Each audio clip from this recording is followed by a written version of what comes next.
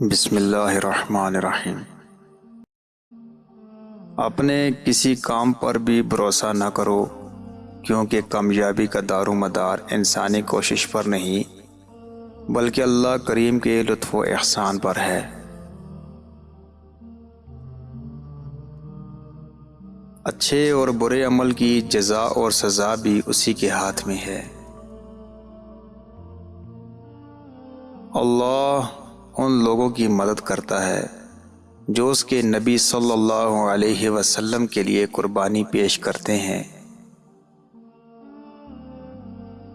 ماں باپ کی خوشنودی دنیا میں موجب دولت اور آخرت میں باعث نجات ہے۔ جب عقل کامل ہو جاتی ہے تو بولنا خود بخود کم ہو جاتا ہے۔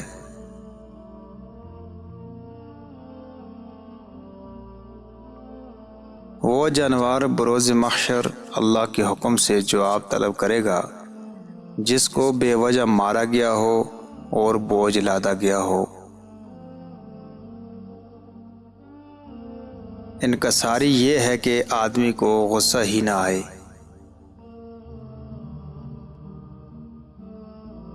فضول باتوں کا سننا خطرات نفسانی کا پیش خیمہ ہے۔ جو کسی کے گناہ کی ٹو لگاتا ہے وہ گناہ کا ارتکاب کرتا ہے۔ اللہ پردہ داری پسند فرماتا ہے۔ کسی سے اپنے استقبال کا خواہش مند نہ ہو بلکہ خود کو موت کے استقبال کے لیے تیار رکھ۔ انسان تنہائی میں فرشتہ سے افضل یا حیوان سے کمتر ہے، مگر یہ انسان کے علم، عقل اور بصیرت پر منحصر ہے۔